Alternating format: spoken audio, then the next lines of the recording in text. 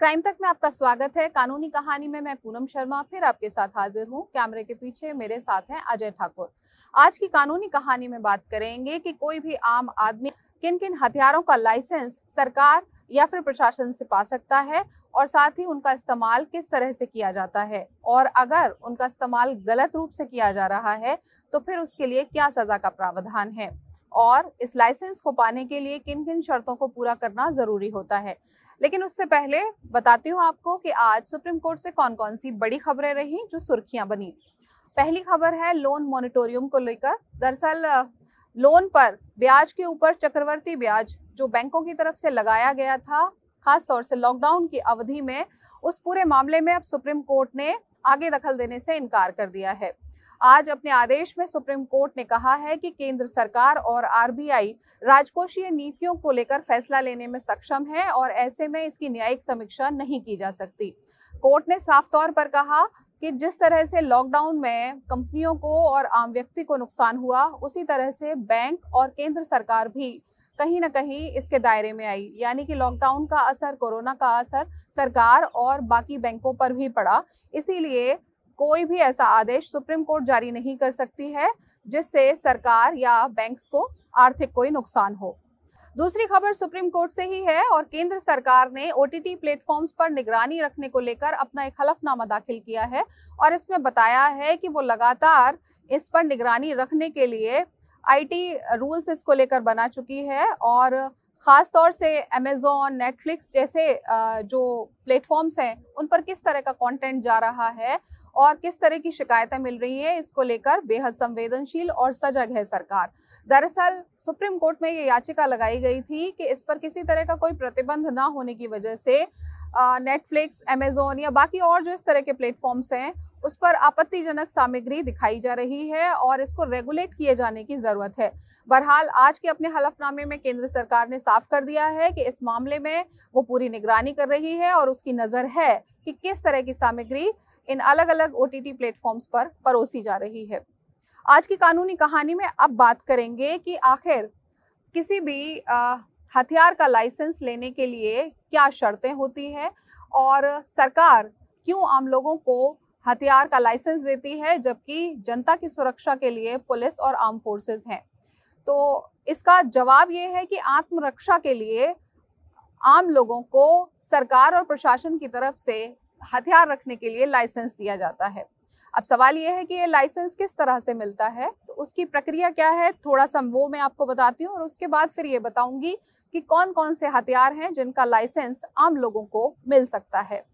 तो अगर किसी भी व्यक्ति को कोई हथियार लेना है तो उसके लिए लाइसेंस की अर्जी पहले उसको अपने इलाके के डीएम के यहाँ लगानी पड़ती है और उस अर्जी में बताना पड़ता है कि क्या कारण है जिसकी वजह से उसको हथियार चाहिए। बहुत सारे अलग अलग रीजन इसके लिए हो सकते हैं। मान लीजिए किसी ने आपको धमकी दी है जान से मारने की, तो वो भी एक कारण हो सकता है।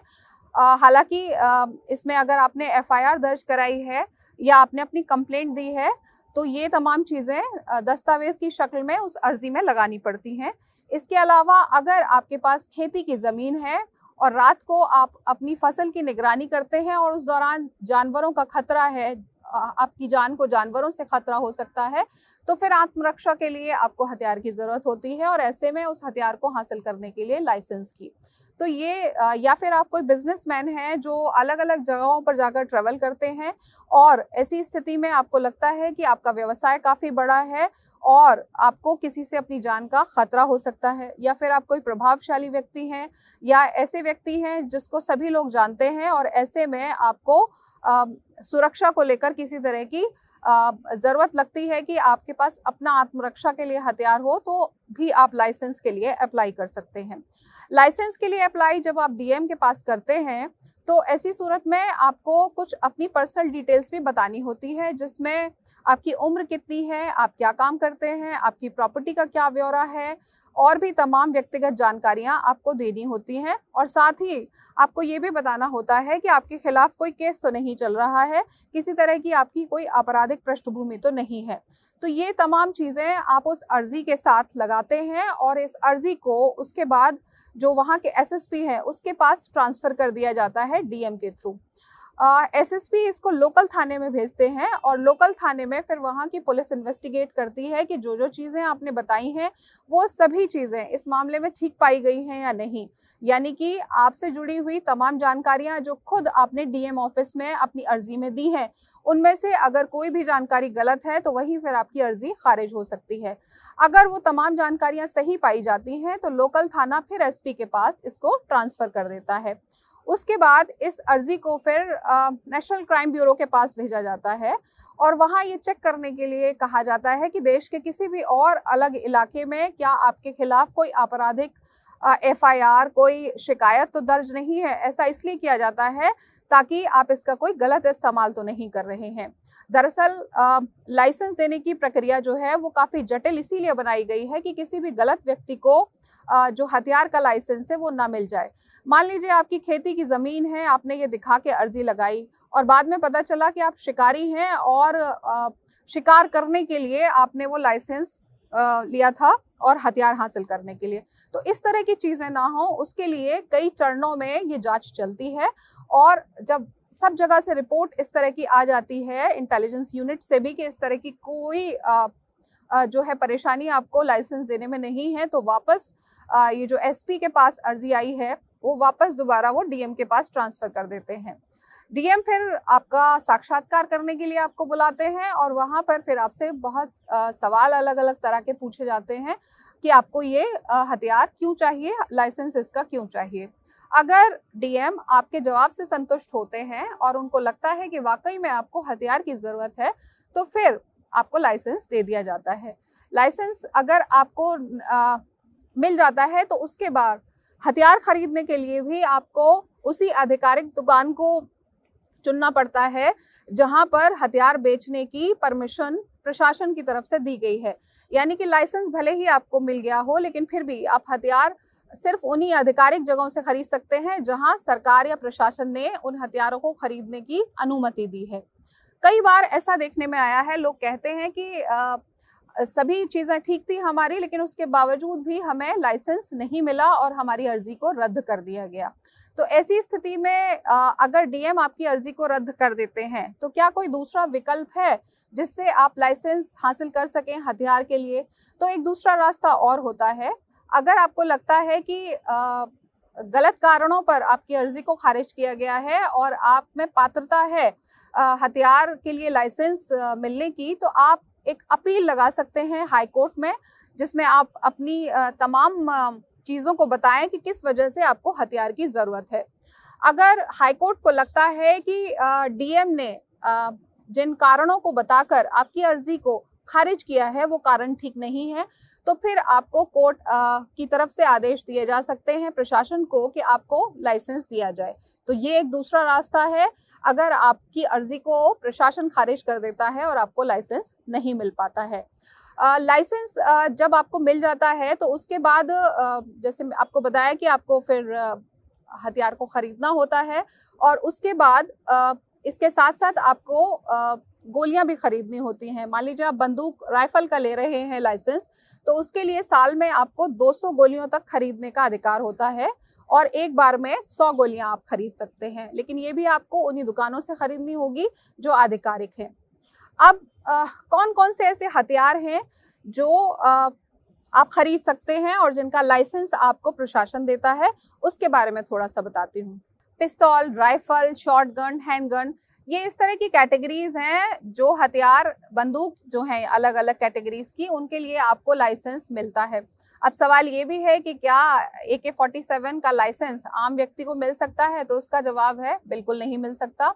दरअसल हथियारों को 2 कैटेगरी में रखा गया है, एक प्रोहिबिटेड बोर और दूसरा non prohibited bore. Prohibited bore में वो तमाम हथियार आते हैं जिसमें AK-47, मशीन गन और उस तरह के हथियार जो सेमी ऑटोमेटिक से लेकर ऑटोमेटिक तक होते हैं। इन हथियारों का इस्तेमाल सेना के द्वारा किया जाता है। अर्धसैनिक बलों के पास आपने इस तरह के हथियार देखे होंगे और कुछ एक हथियार आपने देखे होंगे गन के तौर पर पुलिस के पास। तो अलग अलग जगहों पर इस तरह से आर्म फोर्सेस इसका इस्तेमाल करती हैं। अब सवाल ये है कि आम लोगों को किस तरह के हथियारों का लाइसेंस मिलता है। तो सबसे पहले ये जानना जरूरी है कि हथियार जो है वो कितनी कैटेगरी में डिवाइड है। हथियार जो है उनको दो श्रेणियों में रखा जा सकता है, एक है प्रोहिबिटेड बोर और दूसरा है नॉन प्रोहिबिटेड बोर। जो नॉन प्रोहिबिटेड बोर हैं उसमें उस तरह के हथियार आते हैं जिसमें राइफल आती है, पिस्तौल आती है, हैंडगन, शॉटगन, इन तमाम चीजों के जो लाइसेंस हैं वो आसानी से आम लोगों को मिल जाते हैं। लेकिन दूसरी जो कैटेगरी होती है वो होती है प्रोहिबिटेड बोर। उसमें मशीन गन, AK-47 जैसे हथियार आते हैं जो या तो ऑटोमेटिक होते हैं या सेमी ऑटोमेटिक होते हैं और इनका लाइसेंस आम लोगों को नहीं मिल सकता। इसीलिए AK-47 जैसे हथियार का लाइसेंस जो है वो आम लोग नहीं ले सकते हैं। और ये हथियारों का इस्तेमाल आपने देखा होगा कि सैनिक और अर्धसैनिक बलों के पास इस तरह के हथियार होते हैं, यानी कि पुलिस यूज कर सकती है या फिर सेना से जुड़े हुए लोग इसे इस्तेमाल कर सकते हैं, आम लोग इसे इस्तेमाल नहीं कर सकते। और उसका कारण यही है कि जो आपको हथियार का लाइसेंस दिया जाता है वो आपकी आत्मरक्षा के लिए दिया जाता है और ऐसी सूरत में जो हथियार आपको दिए जा रहे हैं वो सिर्फ वही है जो आप अपनी आत्मरक्षा में उस वक्त चला सकते हैं। तो प्रोफेशनली जो लोग ट्रेनिंग पा चुके होते हैं वही प्रोहिबिटेड बोर का इस्तेमाल करते हैं। प्रॉपर जो सेना है हमने देखा है कि उनको इसकी बाकायदा ट्रेनिंग दी जाती है, प्रशिक्षण दिया जाता है। अब सवाल ये है कि आपको अगर लाइसेंस मिल गया है तो आपको किन शर्तों का पालन करना जरूरी है और अगर आप किन शर्तों का पालन नहीं करते हैं तो फिर ये लाइसेंस रद्द हो सकता है या आपके खिलाफ कार्रवाई भी हो सकती है। तो सबसे पहली चीज, आप इसका इस्तेमाल या तो आत्मरक्षा के लिए कर सकते हैं और या फिर तब कर सकते हैं जब आपको देखना हो कि आपका हथियार यानी आपकी जो बंदूक है वो ठीक से काम कर रही है या नहीं, उसे आपको चेक करना है।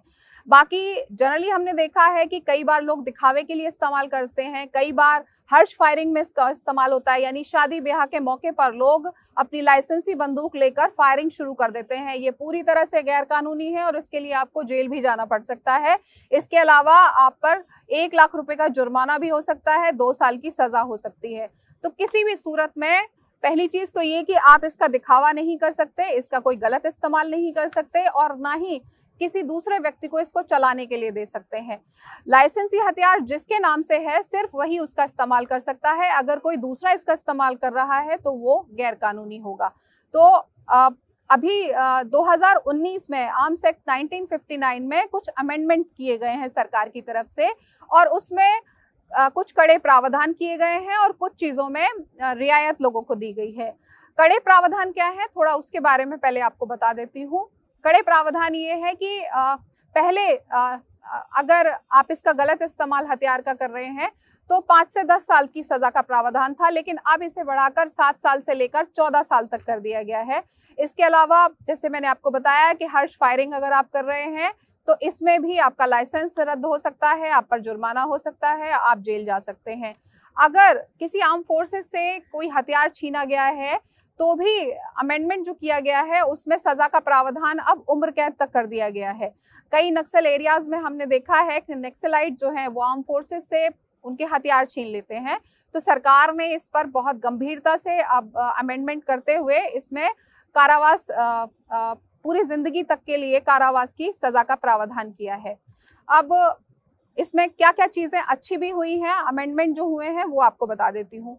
पहले जो लाइसेंस है वो 3 साल के लिए दिया जाता था, अब उसकी अवधि को 5 साल के लिए बढ़ा दिया गया है, यानी कि आपको 5 साल तक अब अपने लाइसेंस को रिन्यू कराने की जरूरत नहीं है। अगर आपने एक बार लिया है तो वो 5 साल के लिए चलेगा।